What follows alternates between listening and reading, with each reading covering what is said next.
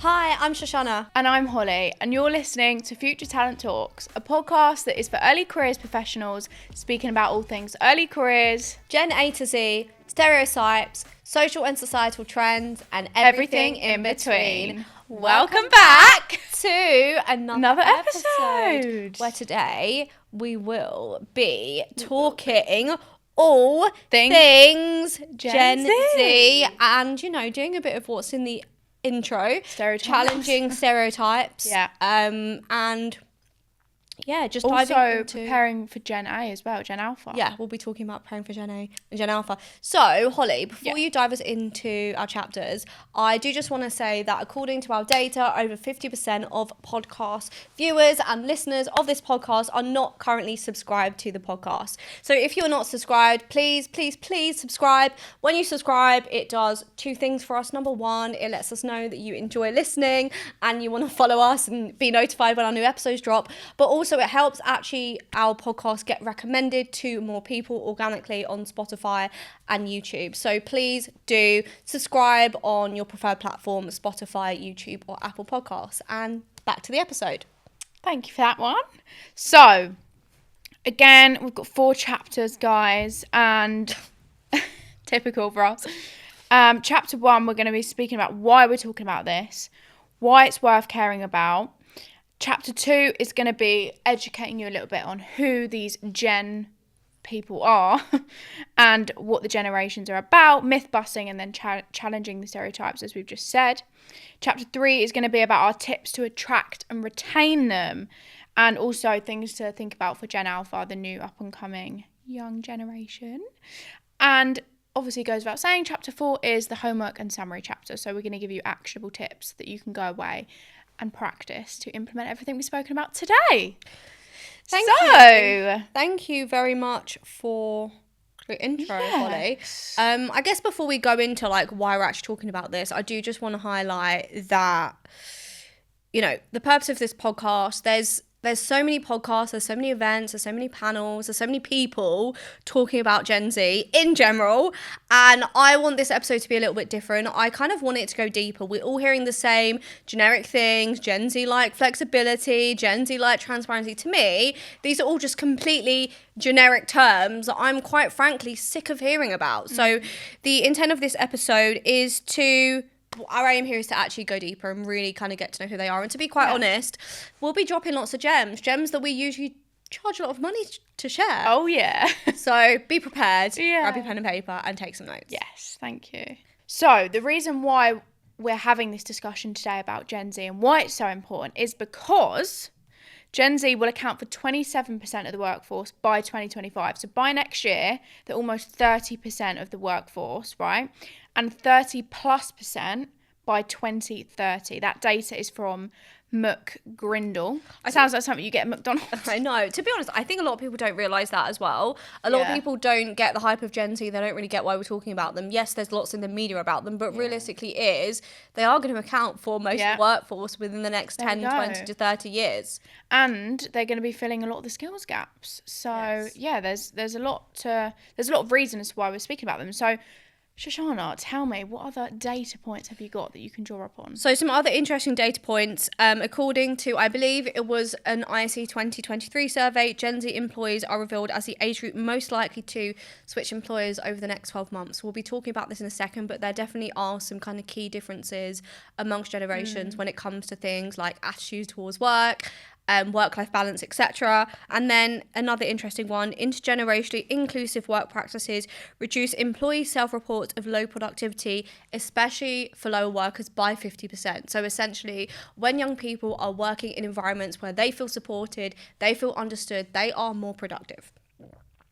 I think that goes to all generations, doesn't it, really? Yeah. And I think that's really important that we're going to be speaking about today. A lot of these things, like you said at the start, are like buzzwords and terminology that is pushed onto this Gen Z narrative, but actually they're not aliens. No, but a lot of these principles that Gen Z want, actually all generations want. Exactly. Do you know what I mean? Yeah, so exactly. These people aren't aliens. Like, you can resonate to them more than you think. Exactly. I think that's a really good point. We'll talk about it more in a second, but I also think another reason and why we're actually talking about this is there are some real differences between managing and working with Gen Z as opposed to previous generations. Yes, I think we do all fundamentally, every generation fundamentally wants the same thing, but in terms of attitudes and communication, I do think there are some kind of slight differences and some differences in working with them. For example, things like, well, actually, I believe there's a unique combination of factors now which are impacting the way that young people are their attitude towards work and showing up at work. And those three factors are, number one, cost of living, number one, impacts of COVID, and number three, social media, right?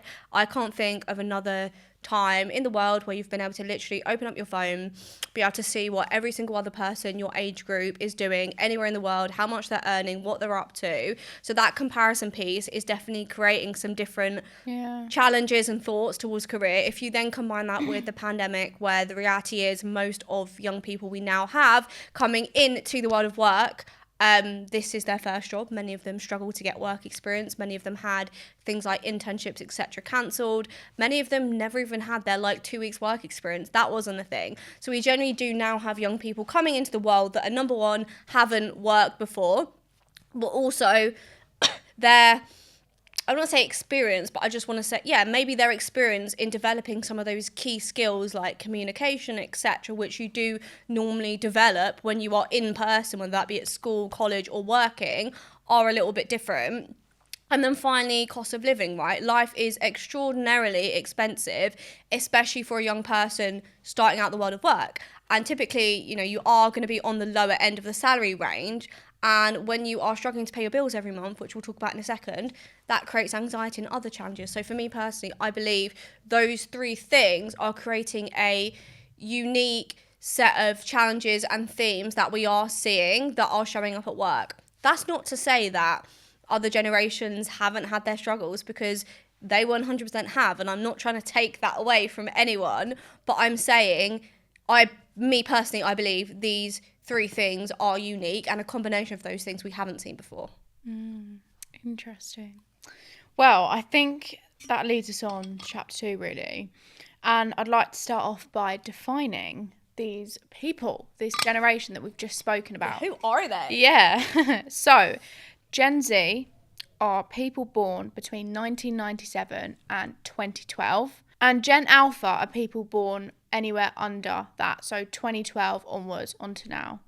And so anyone that's got children that are 14 and younger, they're Gen Alpha. Yes, I feel like a lot of people get that confused. They're just like, oh yeah, I've got my young kids, they're Gen Z. They're actually not Gen Z. And I think, I don't want to go through any generic tips, but I think in general, Gen Z are the youngest, most ethnically diverse generation that are currently in the workforce. Yeah. People do like to say that they are, digital natives and they grew up with technology, which I believe is true to a certain extent. However, we shouldn't assume that everyone is super inept in technology, especially when in the UK we have quite high digital exclusion rates.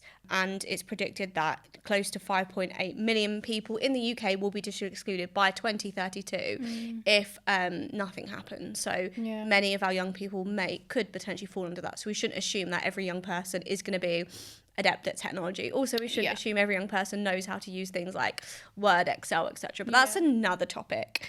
I also wanted to quickly touch on how Gen Z are the generation that you see, basically what we've mentioned before, but in the media as branded as lazy, not hardworking, and things like that. So if you've seen any of those headlines, it's probably about Gen Z, and that's what we're going to be going into today. Yeah, we're definitely going to be diving into some of those headlines at the end. I just think some other interesting pieces about who they are, which you may not know about, are they are actually quite an anxious generation. So Very. We've spoken a little bit about this in previous episodes, but according to Randstad, 7 in 10 have been diagnosed with a long-term mental health condition or short-term mental health condition. That's 70%. That is freaking huge. That is huge.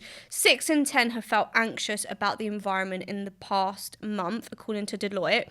And half of them say that they are currently living paycheck to paycheck, which again, kind of how I said at the beginning, some of these things are then showing up at work, right? Yeah. And then I think also, in addition to that, and Holly, I'm sure you'll have pieces and perspectives to add, but some of the main myths I hear about, and also some of the main pieces of feedback I get from sometimes employers and managers, line managers that I work with that manage Gen Z and young people are, of course, the typical, we've all heard of it, the kind of lazy, the entitled, want to run before they can walk, lack of soft skills, aren't resilient. We've spoken a little bit about these, right? And I think I've already shared how I feel, but I just want to kind of emphasize again for those that maybe didn't listen to the first or second episode. Obviously, I don't think Gen Z are lazy. I obviously just think that's a stereotype.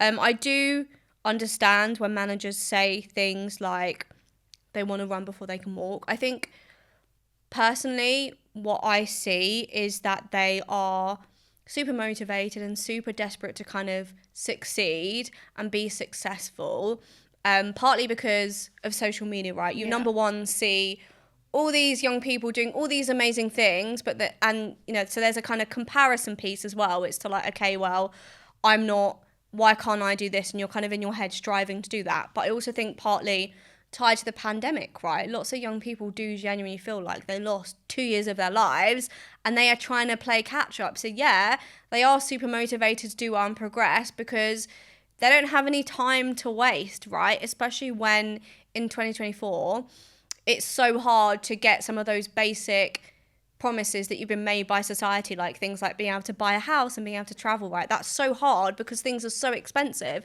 that, yeah, they don't have any time to waste as far as they're concerned. So yeah, maybe when a young person starts your organisation, they're like super keen, or maybe you've given them a task which is supposed to take 3 months and they finish it in a month, and then they want to move on to something else or they want to get promoted, whatever, that doesn't necessarily mean that they're entitled. That means they're motivated, great, we need to harness that. But then equally, we need to help them navigate those conversations in the right way, because I do get how maybe if you have a 21-year-old that's just finished uni, doesn't have any work experience, joins your team, they've been doing an okay job at their work, and then in 6 months they want a pay rise. I do understand how maybe that could come across as entitled to maybe someone that's been there for 10 years, because you understand how things work at work, and you know that, okay, maybe just because you've been doing an okay job at your job, it doesn't mean you're guaranteed for a promotion or whatever. So we need to kind of help them harness that motivation, and also help them navigate those conversations. And it could be misconstrued as entitlement, but I don't think it is. I think it's drive, determination, and like really wanting to succeed. Definitely. I wanted to add on to the social media part that you just spoke about and show something that I came across on social media like a year, 2 years ago. Oh God. So this is the type of thing. Is it one of the apprenticeship videos? No, it's actually not. No, this is the type of thing that young people are being fed, right? So it's this picture of this guy holding YouTube plaques, and it says 20-year-old millionaire reveals his weird business and it's pretty smart. I'll get this picture put up on screen. What is the business? Don't know. I didn't even bother to read into it. I thought, what a load of crap. But young people are reading that and they're putting so much pressure on themselves, because social media makes success look easy, makes being a millionaire look like you can go and do it next week, makes all these things like buying a house look easy. Like there's so many stories of 21-year-olds, 20-year-olds doing all these things that people would literally only dream of. And so, as I said, it's putting all this pressure on people where they feel like they need to progress fast. And so they're bringing that energy to work, and they're not realising how there might be different processes or systems in place, because they're just, this social media thing is feeding into their brain, and that's all they're thinking. Yeah, I agree. It's not normal for a 20-year-old to become a millionaire, is it? Literally. And actually, recently I've seen on TikTok, there's this new trend called de-influencing, right? I love that. And people have been saying, just to let you know, buying a house at 21, doing this, doing that at 20, 19, whatever, isn't normal. And here's my life. Here's like a version of what I'm doing. I don't know, I didn't get a degree, or I lived with my parents at 24 or something. And people are putting all their perspectives and stories online to show people that all this stuff that these brands or these young people are feeding you isn't reality. Yeah, so I think that's really good. Yeah, I literally know young people who have amazing like first jobs, and they feel like failures because they don't have a side hustle, which is just ridiculous, because it's so normalized. Yeah, you have to be working, but then you also have to be doing this other thing and like earning loads of money. It is a toxic element of social media, and then I don't think things like cost of living and like the pandemic help it, because they kind of further fuel that, oh, okay, we've lost those 2 years. Like Yeah. we're behind, but now so we're even behind. more behind. Yeah. So we're in this huge rush, and also things are so expensive. We Literally. really don't have any time to waste. So Yeah, so we need to be getting pay rises because we need to be saving more so we can afford our first home, because there's so much pressure on buying a house in the UK, and there's so many more things that, like, outside of work that are going on in someone's mind as to why they're showing up like they're showing up at work, yeah, essentially. exactly. And I think even just to add to that, you know, I really don't want to focus on negatives. Yeah. Obviously, Gen Z bring lots of positives to organisations, right? So number one, Well, I think those things they are positives, really. Yeah. But it's just about how you manage them. no, definitely. Yeah. But also want to maybe highlight some others. So Yeah. obviously bring in fresh new perspectives. A lot of the time, maybe when you've been at an organisation for a while, which many people have, your view of the world and business is kind of very insular. It's very kind of internally focused on that organisation. Obviously, when you bring new people in, they bring in a whole new perspective. Yeah. So can you think of like any other kind of benefits that come to mind for you? Oh, great question. I just think a lot of the techie side of things, like social media and things like that, is really important. They'll bring a lot of that perspective. Obviously, there's some negatives on it, but actually they can really help you advance and get your brand on there.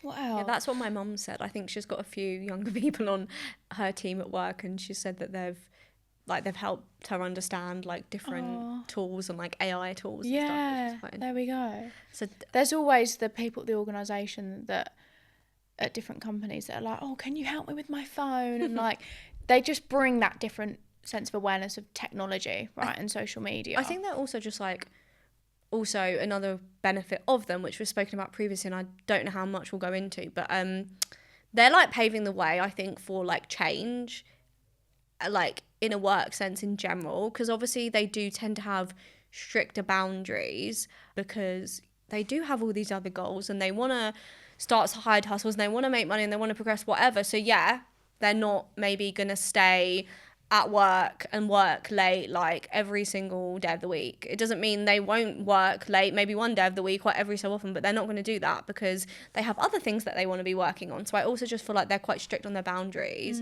which is helping pave the way for other people.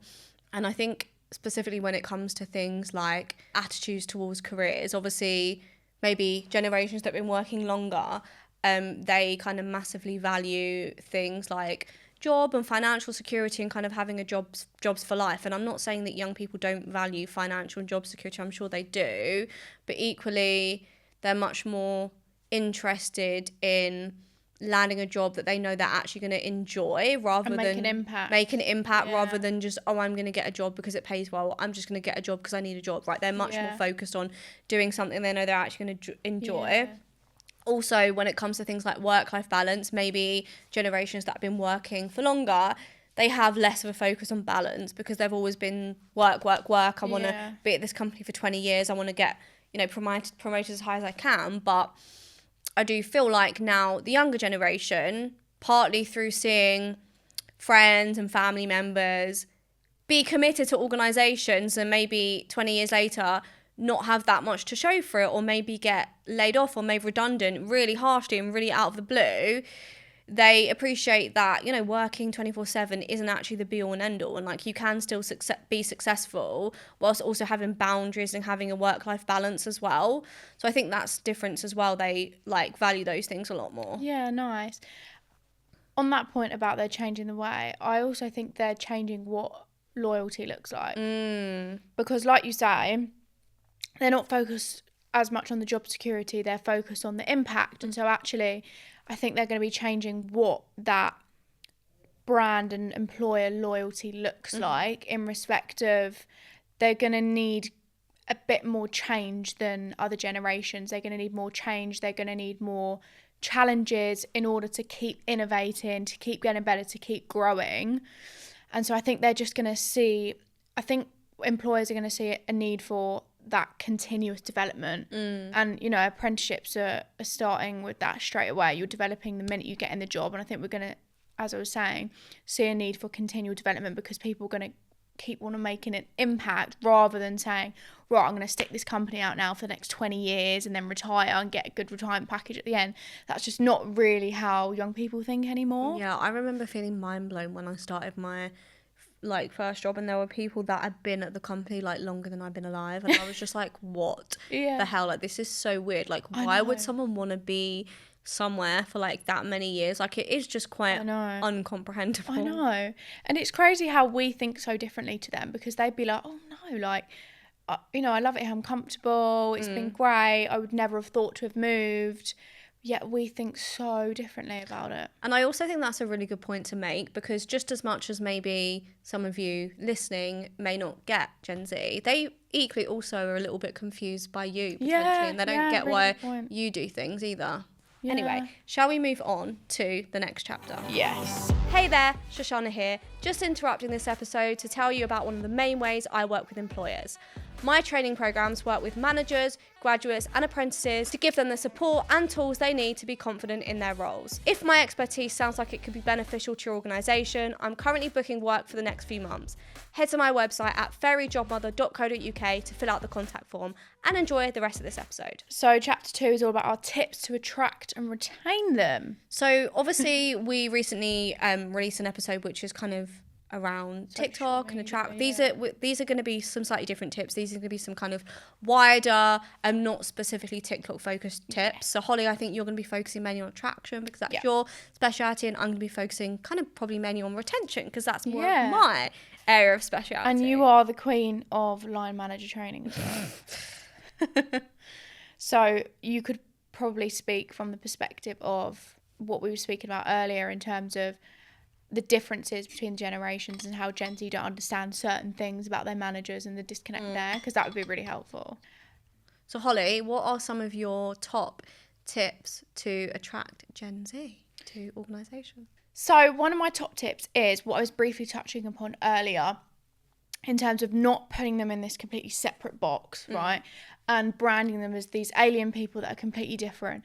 To think about the basic human psychology principles, because I think at the end of the day, there's so many articles out there on how Gen Z are this, Gen Z are that, but actually, I've seen online, there was this screenshot of multiple headlines across years and years about loads of different generations, basically saying the same thing.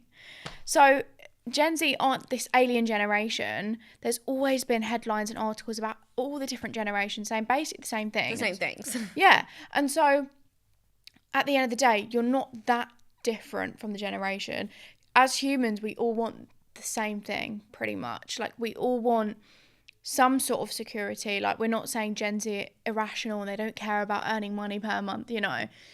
They're going to need some sort of security, but equally we want to be challenged. We're innate, we're humans that are meant to go out, and we were in the wild and fight for our food, etc. like years and years and years ago. If we're talking back to basic psychology, we want challenges and we want to feel acknowledged, like all these different types of things. Well, I'm not going to go into all the detail now, but I think just pulling it back and bring it down to the basic human principles of psychology, we all pretty much want the same things. And so I think just going back to those principles and adhering to that can actually help you feel more connected to that generation. And then you can build out a campaign ticking those boxes. Yeah, I mean, realistically, we all want to enjoy the work we're doing. Yeah. We all want to work in a team. We all want to earn a decent enough amount of money so we can, you know, live nice lives. Those things are the same across generations. Maybe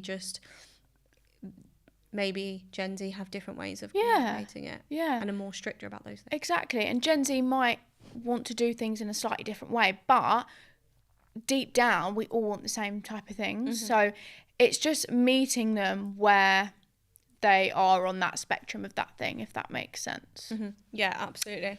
What about you? Do you have anything to add? I guess from like a retention side and maybe like a development side, this is more like some of these are going to be maybe more like manager tips, but yeah, I agree with you. Really important not to overthink it. It seems there's so much discussion around Gen Z and all these like really complicated things being done and like all these Gen Z targeted organizations that make out like Gen Z is so different. Yeah. We kind of spoken about that, but I think first and foremost, really, really important for not only early careers teams, but also their managers to get to know them and not make assumptions, right? Because one of the main kind of pain points I see, and I spoke about this in, I think, our second episode, was just because someone isn't contributing to a meeting, that doesn't mean they aren't interested. Just because someone doesn't have their camera on, that doesn't mean they're being rude or entitled or whatever.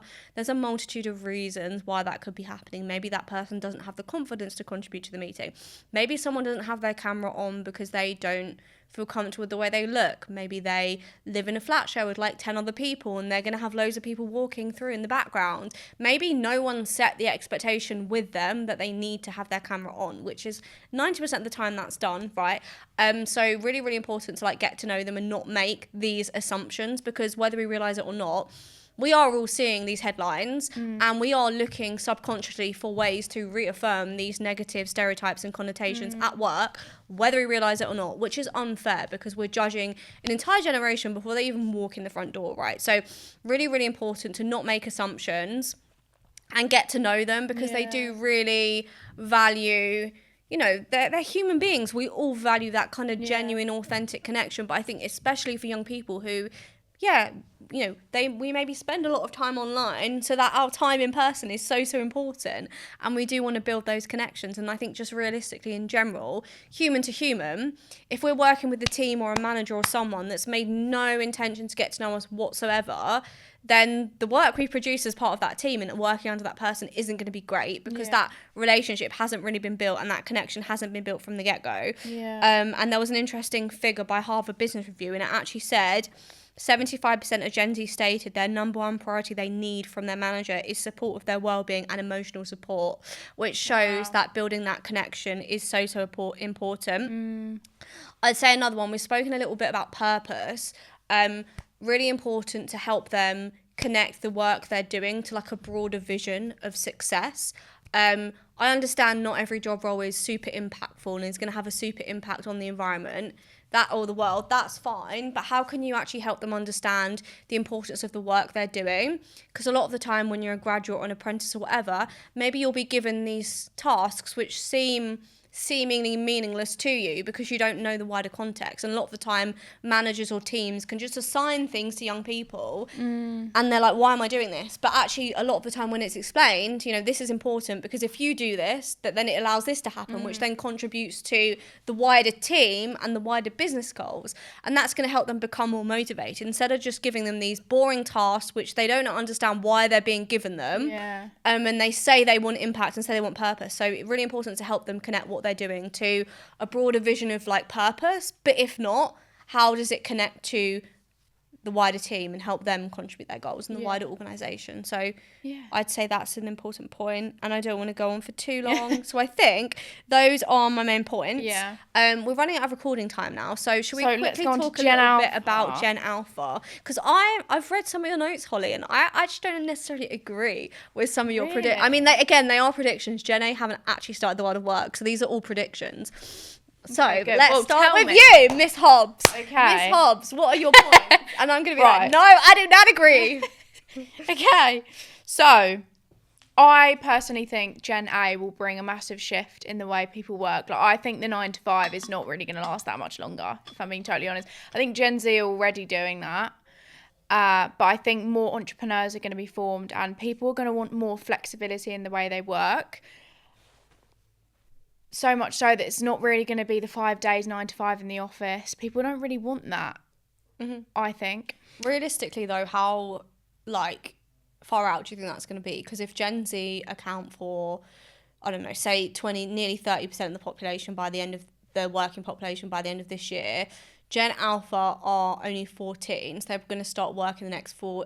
And there'll be a small percentage. So what's the reality of that? Because it will be many years until they become a bigger percentage. So do you think that's the thing that's going to happen relatively soon or longer term? I don't think it's going to happen in the next few years, no, but I think they're going to be a part of a change and a shift. Yeah, definitely. Basically. Kind of like how Gen Z are, but just I think continuing some of those things. Yeah. I also think there's going to be more entrepreneurs than ever. No, I was going to say on the entrepreneur point, I think that's so interesting. And this as well, I don't know what your view on this, but how many more people, young people, are going to become entrepreneurs? But is it for the right reasons? Is their perception of entrepreneurship accurate? Because I think No. the perception of entrepreneurship is based on social media, and lots of people Yeah. go into it thinking it's going to be like that, Yeah. and it's not easy. And not everyone can be an entrepreneur, right? And because entrepreneurs, businesses need people working for them, but also equally, not everyone is set out to be an entrepreneur. Yeah. So I just think it's so interesting to see like how entrepreneurship will actually evolve. Yeah. I'd like to see more entrepreneurship at work. Because you can 100%. become. I think there's going to be so many more entrepreneurs. Yeah. And more entrepreneurs. I think people are going to want to be entrepreneurs, and that's going to be.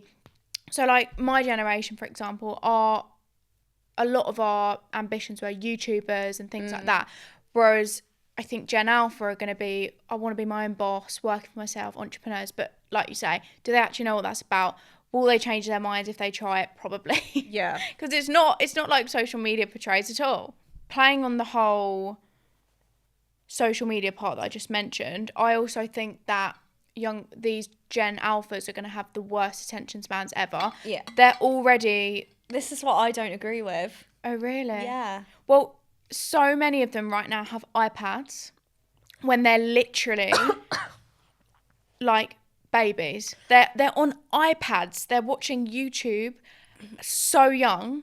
They're literally scrolling YouTube shorts. Yeah, I get that, but I don't agree with the whole Gen Z has short attention span, because there's literally no proof or evidence that they do have short attention spans. There's no evidence that they do. I think humans in general, in today's society, we all have short attention spans because we all see so many things. You walk down the street, there's billboards, there's things on bus stops, you go on your phone. We're all influx of so much information that we're definitely more picky about what we pay attention to, and we're not going to watch things that are boring. I think Gen Z don't watch things that are boring. They have a choice, because they can just, obviously if you're on TikTok, you just swipe onto the next video. So I don't think they have short attention spans, because some of Netflix's biggest user base, one of the highest percentage of demographics is Gen Z, and that's all long form films, series.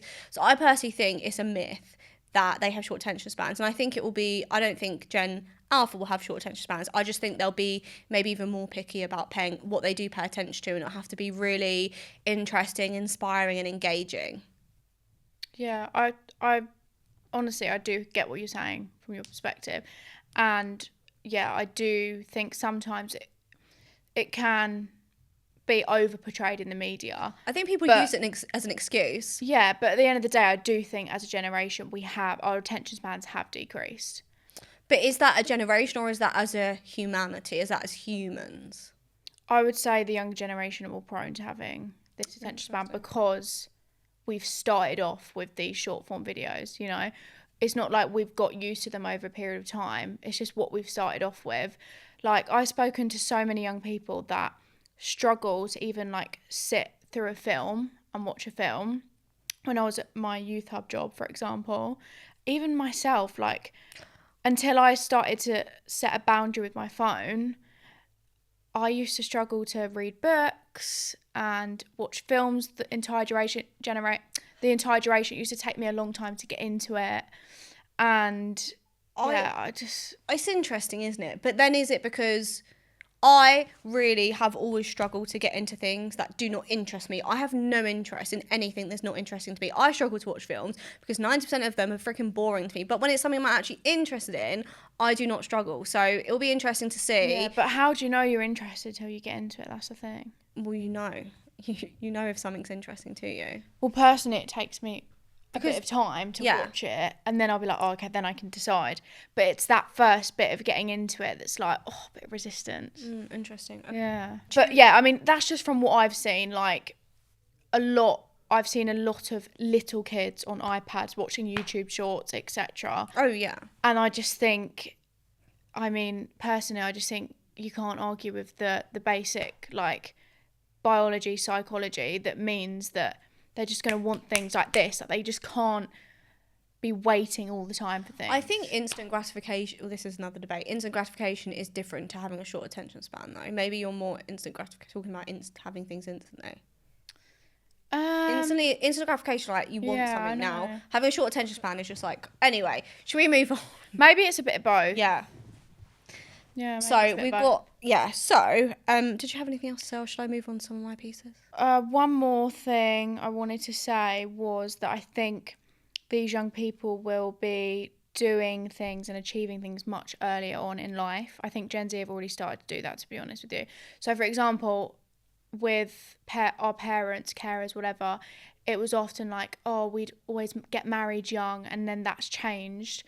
So Gen Z and our generation, etc., don't really do that anymore. But I think what is happening is we're achieving things that maybe they'd achieve later on in life, earlier in our life, and then we're getting married later on in life. So it's sort of like switched, and I think that's going to grow even more. I think it'll be so interesting to see how that pans out now, though, because yes, we literally see like 21-year-olds that are like Forbes 30 under 30, run 5 businesses, whatever.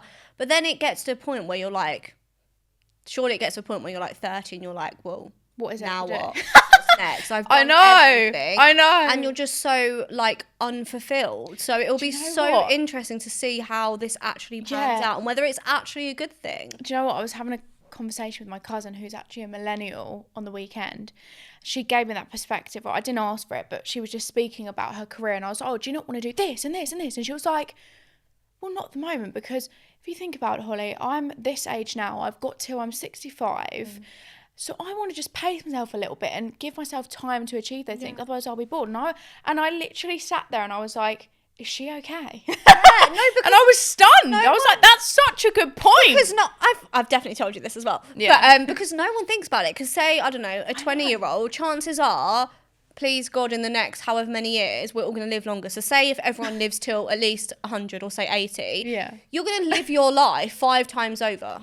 A 20-year-old is going to live their life 5 times over. So why are you trying to do everything in the first 20 years? I think a lot of our generation think we're only going to live till 30 or 40. I don't think people think that. I think they don't. I do. I think they don't think past. They just see the future and they're like, I want this now. No. Yeah. So it'll be very interesting to see how that plays out. So I agree, but I just think it's going to be interesting. Well, maybe that comes into the gratification thing where it's like they want things quick. They want things instantly. Do you know what I mean? Quicker. And so, yeah, honestly, I've been thinking about that ever since the weekend. It's now Thursday, and I'm just stunned. I'm like, yeah, I just need to chill out a bit myself. Like, how many times have I told you that? Otherwise, I'm going to be bored. Jesus, Holly. Well, basically, summary is Holly actually never listens to me. She always has a conversation with me, and she'll be like, oh, I had this conversation with Amelia, or oh, I had this conversation with this person, and they told me this. And I was just like, oh my God. And I was like, Holly, I've literally told that to you like 3 times before. God. I'm so sorry. So, yeah. I'm just not going to give you advice anymore. No. It's actually at that point. Okay. I'm not giving you advice. But I think I still will. But. Yeah, I know you will. But when I'm in a completely different environment where it throws me off guard, that's when it triggers something in my brain. I didn't expect to hear that. Okay, you know what I mean? Next time we're watching a film, I'm just you can just whack it bring on some life of yeah. So I think we've got about 3 minutes left till we get kicked out of the recording studio. But I think, obviously, prediction from my side, from a Gen Alpha perspective, I think that diversity is going to be the norm for Gen Alpha. So they are 100%. Grown it's already the norm seeing, for Gen Z, really. Well, there's still work to be done. Yeah, I do think thanks to like a lot of the amazing like diversity, that type of work that's being done. Yeah. When these little 0 to 14-year-olds do start work, they are really going to be surrounded by people that look like them and who are like them, so their ambitions are just going to be sky high, which is amazing. I personally think there's going to be a shift in social media usage, which I think is interesting. As I don't know about you, but I've actually spoken to a lot of young people recently that are shying away from social media. They're seeing that it's bad for their mental health, and I think at the moment lots of Gen Alpha kids, their Gen Z and millennial parents are sharing them on social media, and they aren't old, especially like mummy bloggers, whatever. They aren't old enough to like see the repercussions of that. So I think it would just be so interesting when all these like kids are actually grown and like whether a society in general's attitude towards social media is different. I also think from like a government perspective, there may be legislation around social media. I was listening to a podcast episode with, I think it was like the Prime Minister or someone in Australia, and they're basically putting legislation through which says social media is banned for anyone under 14 and you have to get parental consent for 40 and over, because their brain hasn't finished developing. And I go onto TikTok and I literally see, what's her name, Layla Eleni or something, if you've seen her. No. She's literally 13 years old. She's got like 1 million TikTok followers, and she obviously she gets hate because it's TikTok. It's a 13-year-old. She'll be like having these breakdowns and crying and like arguing. It's a 13-year-old. Like, her brain is not developed. So I think social media usage may change, and then that could potentially warp and change perceptions of careers and work again. So I guess you just don't really know, do you? These are just our predictions. See, I think it will change when Gen Z become parents, because they'll be like, this is what social media has done for us, like, but more focusing on the bad things now, but like, you know, all these different things in terms of it takes so much of our time away. We get doom scrolling, and then they'll be like on their kids, like, you can't have it until you're X amount of age. I think that's what will happen. Yeah, no, it could. But then again, like, if Gen Z are having kids much older, the ones that are being born now, they're going to go into work maybe quicker. I don't know. I'm not very good with numbers, so it confuses me. Well, the ones that are born now are Gen Alpha. Yeah. No, the ones that, but I'm saying if Gen Z are having kids later, then when they have kids, is that still going to be Gen Alpha as well? Will it be a new generation? Probably. Who knows? So these are just our predictions, but you never really know. No. Anyway, Is that all from you? Yeah, we've run out of time. Okay. So yeah, let's move on. Hey, Holly here. Just interrupting this episode to let you know about one of the main ways that I work with employers. As an employer branding strategist, creating standout campaigns to help you attract new apprentices via social media. If this resonates with you or you're interested, connect with me via LinkedIn and fill out the contact form linked in my profile. Enjoy the rest of the episode. So, on to chapter 4 now, the homework chapter and takeaways. So I think our main takeaway from this episode is fundamentally, regardless of your generation, you know, we're all more alike than we think. So we should really focus on the things that bring us together rather than the things that set us apart. Yeah, and I would just grab like a plain piece of paper, write Gen Z as the title with no one around you, and just write the keywords that come to mind in your brain. Write them all down, and then you can get an idea of the perception you have about young people, and maybe if that needs to change, or maybe if that needs to become vocal, your perception in the company to educate others. Yeah, and contact us if you need to do so. Yeah. Yeah. Cool. Well, thank you so much for listening. We hope you enjoyed. We are going to be filming a Q&A episode at the end of this series. So we really, really, really want to answer any questions that you have formed over the past few episodes. Please, please, please submit those questions to us via either our email, LinkedIn, or just commenting them below on whichever podcast platform you're listening to. Yeah. Thank you for listening to Future Talent Talks. For more tips and insights from me, Holly, or me, Shoshana, sign up to our mailing list in the episode description, or subscribe to the podcast on your preferred podcast channel. When you subscribe, it helps our podcast reach more people, and in turn helping more young people. P.S. Don't forget to tune back in next Monday at 12:30 p.m. for a brand new episode. See you then.